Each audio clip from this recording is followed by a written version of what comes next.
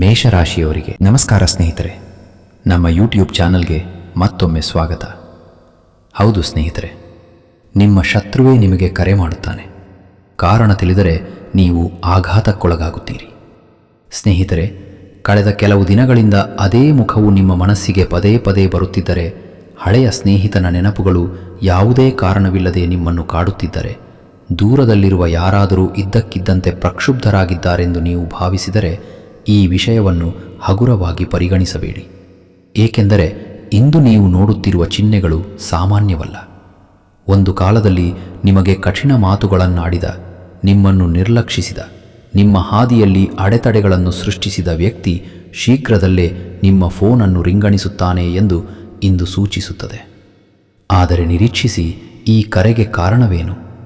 ಇದು ಅನೇಕ ಜನರನ್ನು ಅಚ್ಚರಿಗೊಳಿಸುವ ರಹಸ್ಯವಾಗಿದೆ ಮತ್ತು ನಾನು ಇನ್ನೂ ಅತ್ಯಂತ ಆಘಾತಕಾರಿ ವಿಷಯವನ್ನು ಬಹಿರಂಗಪಡಿಸಿಲ್ಲ. ಇಂದಿನ ಸಂದೇಶವು ನೋಯುತ್ತಿರುವವರಿಗೆ, ದ್ರೋಹಕ್ಕೆ ಒಳಗಾದವರಿಗೆ, ಅಥವಾ ಹೊರಗೆ ಬಲಶಾಲಿಯಾಗಿ ಕಾಣುವ ಆದರೆ ಒಳಗಿನಿಂದ ಸಂಪೂರ್ಣವಾಗಿ ಮುರಿದು ಹೋದ ಶತ್ರುವನ್ನು ಹೊಂದಿರುವವರಿಗೆ ಮಾತ್ರ. ನೀವು ಇಲ್ಲಿಯವರೆಗೆ ಕೇಳುತ್ತಿದ್ದರೆ ನಿಮ್ಮ ಮನಸ್ಸಿನಲ್ಲಿ ನಿಮ್ಮ ರಾಶಿಚಕ್ರ ಚಿಹ್ನೆಯನ್ನು ಒಮ್ಮೆ ನೆನಪಿಡಿ. ಏಕೆಂದರೆ ಇಂದಿನ ಸೂಚನೆಯು ನಿಮ್ಮ ಜೀವನದಲ್ಲಿ ದೊಡ್ಡ ತಿರುವು ತರಬಹುದು. ಆದರೆ ನೆನಪಿನಲ್ಲಿಡಿ, ಎಲ್ಲರಿಗೂ ಈ ಫಲಿತಾಂಶ ಸಿಗುವುದಿಲ್ಲ. ಒಂದು ಸಣ್ಣ ತಪ್ಪು ಇಡೀ ಪರಿಸ್ಥಿತಿಯನ್ನು ಬದಲಾಯಿಸಬಹುದು. ಆ ತಪ್ಪು ಏನು? ನಾನು ಅದನ್ನು ಒಂದು ಕ್ಷಣದಲ್ಲಿ ವಿವರಿಸುತ್ತೇನೆ. ಕೆಲವೊಮ್ಮೆ ದೇವರು ಜನರಿಗೆ ನೇರ ಉತ್ತರಗಳನ್ನು ನೀಡುವುದಿಲ್ಲ.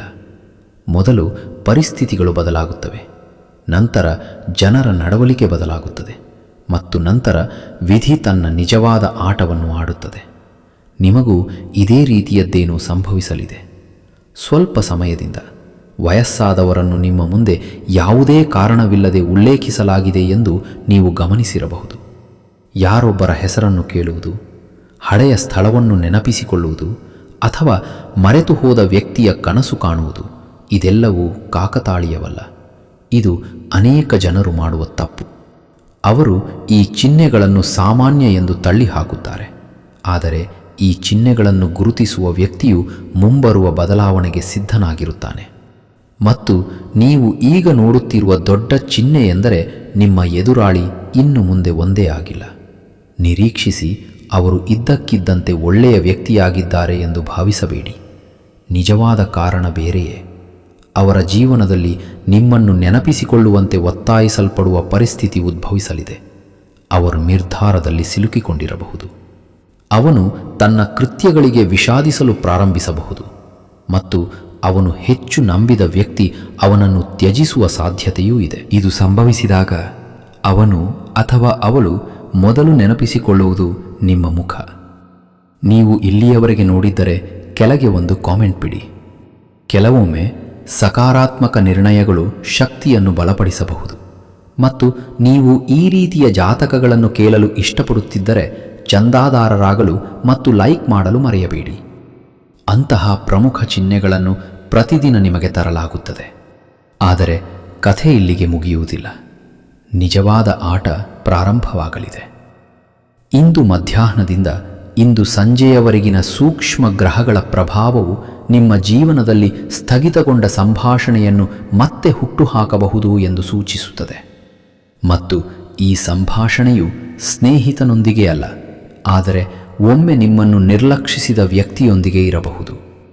ಅವನ ಅಥವಾ ಅವಳ ಹೆಸರು ನಿಮ್ಮ ಫೋನ್ನಲ್ಲಿ ಇದ್ದಕ್ಕಿದ್ದಂತೆ ಕಾಣಿಸಿಕೊಂಡರೆ ನೀವು ತಕ್ಷಣ ಮಾತನಾಡುತ್ತೀರಾ ಎಂದು ಊಹಿಸಿ. ಈ ಅದೃಷ್ಟವು ನಿಮ್ಮನ್ನು ಪರೀಕ್ಷಿಸುತ್ತದೆ. ಅನೇಕ ಜನರು ನಂತರ ವಿಷಾದಿಸುವ ವಿಷಯಗಳನ್ನು ಆತುರದಿಂದ ಹೇಳುತ್ತಾರೆ. ಆದ್ದರಿಂದ ಇಂದಿನಿಂದ ನಿಮ್ಮ ಮನಸ್ಸನ್ನು ಶಾಂತವಾಗಿಡಿ. ಆದರೆ ಇನ್ನೊಂದು ರಹಸ್ಯ, ಮೊದಲ ಸಂದೇಶ ಅಥವಾ ಮೊದಲ ಕರೆ ನೀವು ನಿರೀಕ್ಷಿಸಿದಂತೆ ಇರಬಹುದು. ಇತರ ವ್ಯಕ್ತಿ ನೇರವಾಗಿ ಕ್ಷಮೆಯಾಚಿಸುವುದಿಲ್ಲ. ಅವರು ಮತ್ತೊಂದು ನೆಪದೊಂದಿಗೆ ಸಂಭಾಷಣೆಯನ್ನು ಪ್ರಾರಂಭಿಸುತ್ತಾರೆ. ಬಹುಶಃ ಕೆಲಸಕ್ಕೆ ಸಂಬಂಧಿಸಿದ ನೆಪ. ಅವರು ಹಳೆಯ ವಿಷಯವನ್ನು ಎತ್ತಬಹುದು, ಆದರೆ ಅವನ ಮಾತುಗಳ ಹಿಂದಿನ ಆತಂಕವನ್ನು ನೀವು ಗುರುತಿಸಿದರೆ ಕಾಲ ಬದಲಾಗಿದೆ ಎಂದು ನಿಮಗೆ ತಿಳಿಯುತ್ತದೆ. ಮತ್ತು ನಿಮ್ಮ ಕೆಲಸವು ಹೊಸ ವೇಗವನ್ನು ಪಡೆಯಲಿದೆ. ಉದ್ಯೋಗ, ವ್ಯವಹಾರ ಅಥವಾ ಹೊಸ ಅವಕಾಶಕ್ಕಾಗಿ ದೀರ್ಘಕಾಲ ಕಾಯುತ್ತಿರುವವರಿಗೆ ಈ ಸಮಯವು ವಿಶೇಷ ಚಿಹ್ನೆಗಳನ್ನು ಹೊಂದಿದೆ. ನೀವು ಹಿಂದೆ ನಿರ್ಲಕ್ಷಿಸಿದ್ದ ಅವಕಾಶವೊಂದು ಉದ್ಭವಿಸಬಹುದು. ಈ ಬಾರಿ ಆ ಅವಕಾಶವು ನಿಮ್ಮ ಪರಿಸ್ಥಿತಿಯನ್ನು ಪರಿವರ್ತಿಸಬಹುದು. ಆದಾಗ್ಯೂ ಕೆಲವೇ ಜನರಿಗೆ ಅರ್ಥವಾಗುವ ಆರ್ಥಿಕ ಸಂಕೇತವೂ ಇದೆ. ಹಳೆಯ ವಹಿವಾಟು, ಸಿಲುಕಿಕೊಂಡ ಹಣ ಅಥವಾ ಮರೆತು ಹೋದ ಲಾಭದ ಹಾದಿ ತೆರೆದುಕೊಳ್ಳಬಹುದು. ಈ ಹಣ ಇದ್ದಕ್ಕಿದ್ದಂತೆ ಬರುತ್ತದೆಯೇ ಅಥವಾ ಕ್ರಮೇಣ ಬರುತ್ತದೆಯೇ ಎಂದು ನಾನು ಈಗಲೇ ಉತ್ತರಿಸುವುದಿಲ್ಲ, ಏಕೆಂದರೆ ಅದಕ್ಕೂ ಮೊದಲು ಮತ್ತೊಂದು ಘಟನೆ ಸಂಭವಿಸಬೇಕು ಮತ್ತು ಆ ಘಟನೆಯು ನಿಮ್ಮ ಎದುರಾಳಿಗೆ ಸಂಬಂಧಿಸಿದೆ. ಅದಕ್ಕಾಗಿಯೇ ಇಂದಿನ ಸಂಪೂರ್ಣ ಸಂಕೇತವು ಪರಸ್ಪರ ಸಂಬಂಧ ಹೊಂದಿದೆ. ನೀವು ಈ ಸಂಪರ್ಕವನ್ನು ಅರ್ಥ ಮಾಡಿಕೊಂಡರೆ ಮುಂಬರುವ ದಿನಗಳ ದಿಕ್ಕನ್ನು ಸಹ ನೀವು ಅರ್ಥ ಮಾಡಿಕೊಳ್ಳುವಿರಿ. ಈಗ ನಿಮ್ಮ ಕೊನೆಯ 7 ದಿನಗಳನ್ನು ನೆನಪಿಡಿ.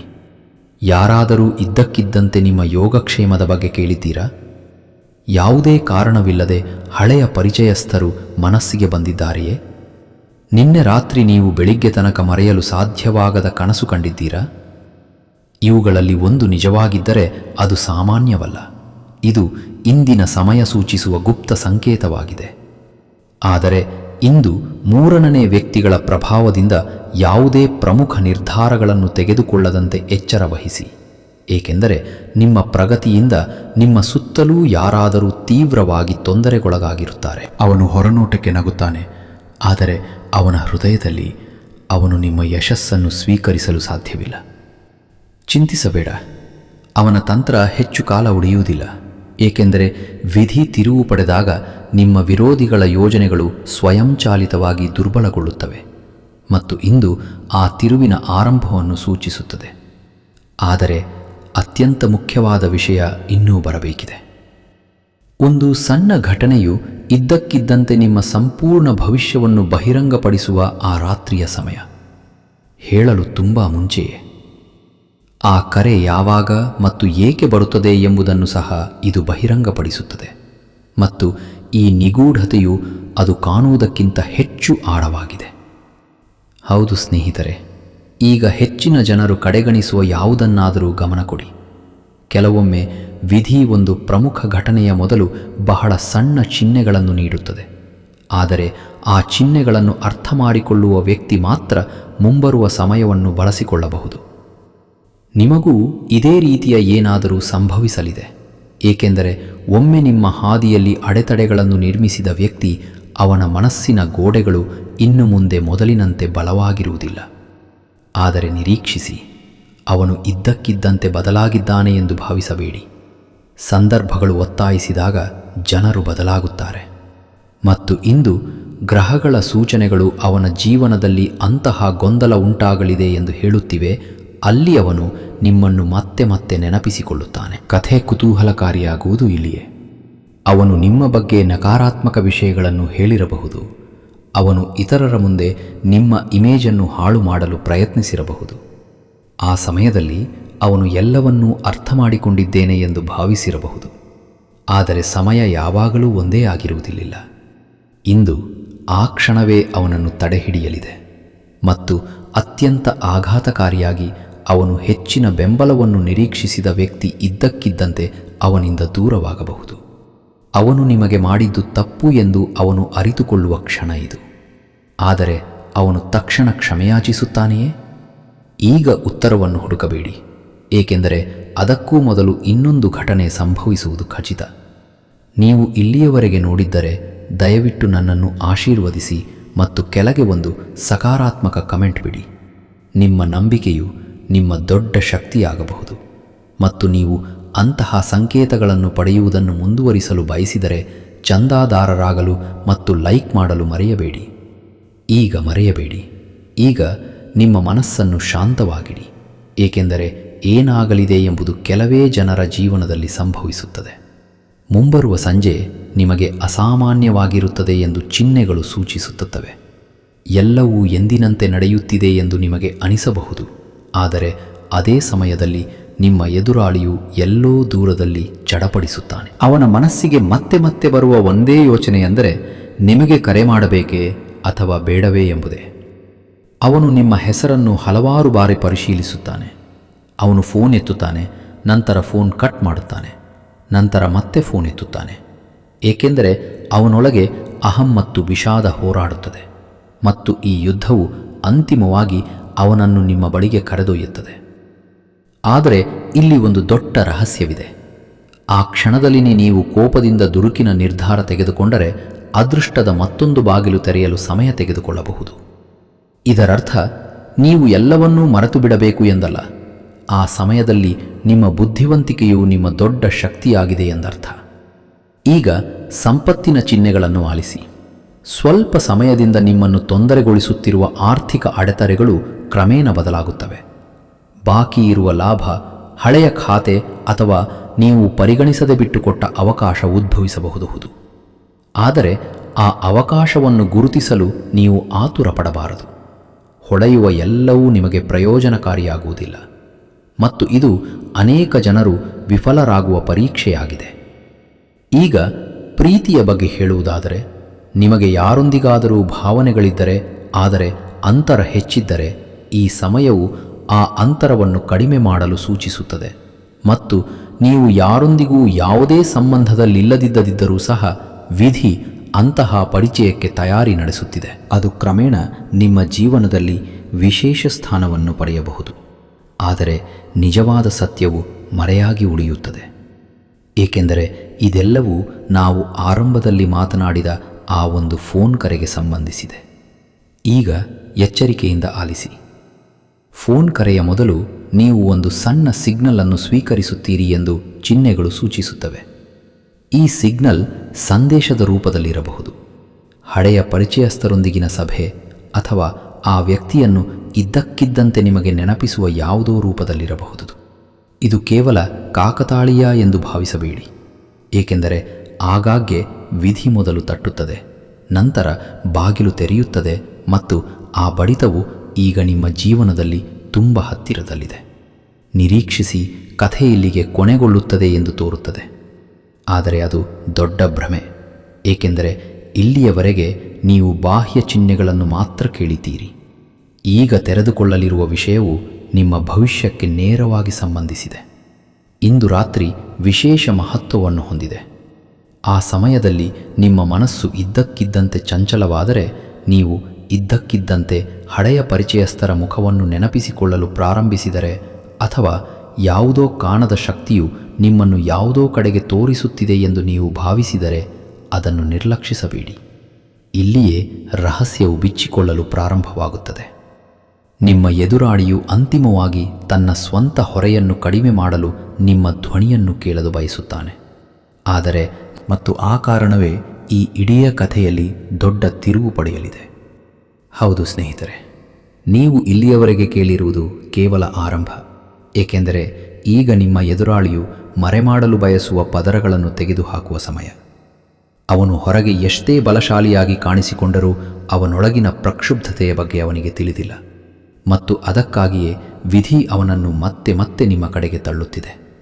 ಆದರೆ ನೀವು ಬಹುಶಃ ಎಂದಿಗೂ ಊಹಿಸದ ಸಂಗತಿ ಇಲ್ಲಿದೆ. ಕೆಲವೊಮ್ಮೆ ನಮ್ಮ ದೊಡ್ಡ ಎದುರಾಳಿ ಹೊರಹೊಮ್ಮುತ್ತಾನೆ.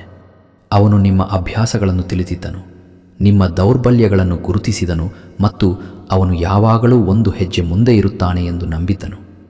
ಆದರೆ ಕಾಲದ ನಿಯಮಗಳು ತುಂಬ ವಿಭಿನ್ನವಾಗಿವೆ. ದೇವರು ನ್ಯಾಯವನ್ನು ನೀಡಲು ನಿರ್ಧರಿಸಿದಾಗ ಮೊದಲು ಛಿದ್ರವಾಗುವುದು ವ್ಯಕ್ತಿಯ ಅಹಂಕಾರ, ಮತ್ತು ಅದು ಈಗ ನಡೆಯುತ್ತಿದೆ. ಕಳೆದ ಕೆಲವು ದಿನಗಳಿಂದ ಯಾವುದೇ ಸ್ಪಷ್ಟ ಕಾರಣವಿಲ್ಲದೆ ನೀವು ಅಶಾಂತಿಯನ್ನು ಅನುಭವಿಸಿರಬಹುದು. ಇದ್ದಕ್ಕಿದ್ದಂತೆ ಎಚ್ಚರಗೊಳ್ಳುವುದು, ಹಳೆಯ ಹೆಸರನ್ನು ಪದೇ ಪದೇ ನೆನಪಿಸಿಕೊಳ್ಳುವುದು ಅಥವಾ ಹೇಳದ ಯಾವುದೋ ಈಡೇರಿಲ್ಲ ಎಂಬ ಭಾವನೆ. ಇವು ಕೇವಲ ಭ್ರಮೆಗಳಲ್ಲ, ಇದು ಒಂದು ದೊಡ್ಡ ಗುಪ್ತ ಸಂಕೇತವಾಗಿದೆ. ನಿಮ್ಮ ಎದುರಾಳಿಯು ಪ್ರಸ್ತುತ ತನ್ನದೇ ಆದ ನಿರ್ಧಾರಗಳಿಂದ ಸಿಕ್ಕಿಬಿದ್ದಿದ್ದಾನೆ. ಒಂದು ಕಾಲದಲ್ಲಿ ಅವನು ಸರಿ ಎಂದು ಭಾವಿಸಿದ್ದ ಮಾರ್ಗವು ಈಗ ಅವನಿಗೆ ಸವಾಲಾಗಿ ಪರಿಣಮಿಸುತ್ತಿದೆ. ಅವನು ನಂಬಿದ್ದ ಜನರು ನಿಧಾನವಾಗಿ ಅವನಿಂದ ದೂರವಾಗುತ್ತಿದ್ದಾರೆ ಮತ್ತು ಮುಖ್ಯವಾಗಿ ಅವನು ನಿಮಗೆ ಮಾಡಿದ್ದರ ಪರಿಣಾಮಗಳು ಈಗ ಅವನನ್ನು ಕಾಡುತ್ತಿವೆ ಎಂದು ಅವನು ಅರ್ಥ ಮಾಡಿಕೊಳ್ಳಲು ಪ್ರಾರಂಭಿಸುತ್ತಿದ್ದಾನೆ. ಆದರೆ ಸ್ವಲ್ಪ ಕಾಯಿರಿ, ಅವನು ತಕ್ಷಣ ಎಲ್ಲವನ್ನೂ ಒಪ್ಪಿಕೊಳ್ಳುತ್ತಾನೆ ಎಂದು ನಿರೀಕ್ಷಿಸಬೇಡಿ. ಅವನ ಸ್ವಭಾವ ಹಾಗೆಯೇ ಉಳಿದಿದೆ. ಅವನು ಯಾವುದೋ ನೆಪದಿಂದ ಪ್ರಾರಂಭಿಸುತ್ತಾನೆ. ಬಹುಶಃ ಅವನು ಹಳೆಯ ವಿಷಯವನ್ನು ಎತ್ತುತ್ತಾನೆ. ಬಹುಶಃ ಅವನು ಮೂರನೇ ವ್ಯಕ್ತಿಯ ಬಗ್ಗೆ ಉಲ್ಲೇಖಿಸುತ್ತಾನೆ. ಬಹುಶಃ ಅವನು ಏನೂ ಆಗಿಲ್ಲ ಎಂಬಂತೆ ವರ್ತಿಸುತ್ತಾನೆ. ಆದರೆ ಅವನ ಮಾತುಗಳ ನಡುವಿನ ದೀರ್ಘ ಮೌನವು ಅವನ ನಿಜವಾದ ಸತ್ಯವನ್ನು ಬಹಿರಂಗಪಡಿಸುತ್ತದೆ. ನೀವು ಇಲ್ಲಿಯವರೆಗೆ ನೋಡಿದ್ದರೆ ನಂಬಿಕೆಯೊಂದಿಗೆ ಕಾಮೆಂಟ್ ಮಾಡಲು ಮರೆಯದಿರಿ. ಸಕಾರಾತ್ಮಕ ಶಕ್ತಿಯು ಆಗಾಗ್ಗೆ ಸರಿಯಾದ ಸಮಯದಲ್ಲಿ ಸರಿಯಾದ ನಿರ್ಧಾರಗಳನ್ನು ತೆಗೆದುಕೊಳ್ಳಲು ನಿಮಗೆ ಅಧಿಕಾರ ನೀಡುತ್ತದೆ ಮತ್ತು ನೀವು ಅಂತಹ ಆಳವಾದ ಜಾತಕಗಳನ್ನು ಆನಂದಿಸುತ್ತಿದ್ದರೆ ಇಷ್ಟಪಡಲು ಮತ್ತು ಚಂದಾದಾರರಾಗಲು ಮರೆಯಬೇಡಿ. ಈಗ ಎಚ್ಚರಿಕೆಯಿಂದ ಆಲಿಸಿ. ಹಿಂದೆ ಅಪೂರ್ಣವಾಗಿ ಉಳಿದಿದ್ದ ಆರ್ಥಿಕ ಚಿಹ್ನೆಗಳು ನಿಧಾನವಾಗಿ ಸ್ಪಷ್ಟವಾಗುತ್ತಿವೆ. ಕೆಲವು ಬಾಕಿ ಹಣ, ಹಳೆಯ ಖಾತೆ, ಅಪೂರ್ಣ ಪಾವತಿ ಅಥವಾ ನೀವು ಬಹುತೇಕ ತ್ಯಜಿಸಿದ ಅವಕಾಶ ಇದ್ದಕ್ಕಿದ್ದಂತೆ ಮತ್ತೆ ಕಾಣಿಸಿಕೊಳ್ಳುವ ಸಾಧ್ಯತೆ ಇದೆ. ಆದರೆ ಈ ಬಾರಿ ವ್ಯತ್ಯಾಸವೆಂದರೆ ನೀವು ನಿಮ್ಮ ನಿರ್ಧಾರಗಳನ್ನು ಎಚ್ಚರಿಕೆಯಿಂದ ತೆಗೆದುಕೊಳ್ಳಬೇಕಾಗುತ್ತದೆ. ಏಕೆಂದರೆ ಪ್ರತಿಯೊಂದು ಅವಕಾಶವೂ ಪ್ರಯೋಜನಗಳನ್ನು ನೀಡುವುದಿಲ್ಲ. ಕೆಲವು ಅವಕಾಶಗಳು ನಿಮ್ಮನ್ನು ಪರೀಕ್ಷಿಸಲು. ಈಗ ನಿಮ್ಮ ವೃತ್ತಿಜೀವನದ ಬಗ್ಗೆ ಹೇಳುವುದಾದರೆ, ನೀವು ಉದ್ಯೋಗದಲ್ಲಿದ್ದರೆ ನಿಮ್ಮ ಕೆಲಸವನ್ನು ಹಿಂದೆ ಕಡಿಮೆ ಅಂದಾಜು ಮಾಡಿದ ಯಾರಾದರೂ ಈಗ ನಿಮ್ಮ ಸಹಾಯವನ್ನು ಪಡೆಯಲು ಪ್ರಯತ್ನಿಸಬಹುದು. ನೀವು ವ್ಯವಹಾರದಲ್ಲಿದ್ದರೆ ನೀವು ಹಳೆಯ ಸಂಪರ್ಕದೊಂದಿಗೆ ಮತ್ತೆ ಸಂಪರ್ಕ ಸಾಧಿಸಬಹುದು ಮತ್ತು ನೀವು ಹೊಸ ಯೋಜನೆಗೆ ತಯಾರಿ ನಡೆಸುತ್ತಿದ್ದರೆ ನೀವು ಹಿಂದೆ ತ್ಯಜಿಸಿದ್ದ ಮಾರ್ಗವು ಇದ್ದಕ್ಕಿದ್ದಂತೆ ತೆರೆದುಕೊಳ್ಳಬಹುದು. ಆದರೆ ಇದೆಲ್ಲದರ ನಡುವೆ ಒಂದು ಗುಪ್ತ ಸಂಕೇತವು ನಿರಂತರವಾಗಿ ಕಾಣಿಸಿಕೊಳ್ಳುತ್ತಿದೆ. ಆ ಸಂಕೇತವು ಒಬ್ಬ ವ್ಯಕ್ತಿಗೆ ಸಂಬಂಧಿಸಿಲ್ಲ, ಆದರೆ ಸಮಯಕ್ಕೆ ಸಂಬಂಧಿಸಿದೆ. ನಿರ್ದಿಷ್ಟವಾಗಿ ಹೇಳುವುದಾದರೆ ಸೂರ್ಯಾಸ್ತದ ನಂತರದ ಸಮಯ. ಸಂಜೆಯ ಆ ಗಂಟೆಯಲ್ಲಿ ಅದೃಷ್ಟದ ಚಕ್ರಗಳು ವೇಗವಾಗಿ ತಿರುಗುತ್ತಿರುವಂತೆ ತೋರುತ್ತದೆ. ಆ ಸಮಯದಲ್ಲಿ ನಿಮ್ಮ ಫೋನ್ ರಿಂಗ್ ಆಗುತ್ತಿದ್ದರೆ ತಕ್ಷಣ ಕಠಿಣವಾಗಿ ಪ್ರತಿಕ್ರಿಯಿಸಬೇಡಿ. ಏಕೆಂದರೆ ಇನ್ನೊಬ್ಬ ವ್ಯಕ್ತಿ ಹೇಳುವುದು ಅವರು ಹೇಳಲು ಸಾಧ್ಯವಿಲ್ಲದಕ್ಕಿಂತ ಹೆಚ್ಚು ಮುಖ್ಯವಾಗಿದೆ ಮತ್ತು ಇದು ಈ ಇಡೀ ಕಥೆಯ ಆಳವಾದ ರಹಸ್ಯವಾಗಿದೆ. ಈಗ ಎದುರಾಳಿಯು ಕ್ಷಮೆಯಾಚಿಸಲು ಮಾತ್ರ ಕರೆ ಮಾಡುತ್ತಾನೆ ಎಂದು ಅನೇಕ ಜನರು ಭಾವಿಸಬಹುದು. ಆದರೆ ಗ್ರಹಗಳ ಸೂಚನೆಗಳು ವಿಭಿನ್ನವಾದದ್ದನ್ನು ಸೂಚಿಸುತ್ತವೆ. ಅವರು ನಿಮ್ಮ ಸಲಹೆಯನ್ನು ಪಡೆಯುತ್ತಿರಬಹುದು. ಅವನು ನಿಮ್ಮ ಅನುಭವವನ್ನು ಮಾತ್ರ ನೆನಪಿಸಿಕೊಳ್ಳುವ ಯಾವುದೋ ಸಮಸ್ಯೆಯಲ್ಲಿ ಸಿಲುಕಿಕೊಂಡಿರುವ ಸಾಧ್ಯತೆ ಇದೆ. ಅಥವಾ ಅವನ ಜೀವನದಲ್ಲಿ ಸಂಭವಿಸಿದ ಯಾವುದೋ ಘಟನೆಯು ಅವನ ಚಿಂತನೆಯನ್ನು ಸಂಪೂರ್ಣವಾಗಿ ಬದಲಾಯಿಸಿರಬಹುದು. ಆದರೆ ನಿಜವಾದ ಕಾರಣ ಇನ್ನೂ ಸಂಪೂರ್ಣವಾಗಿ ಬಹಿರಂಗ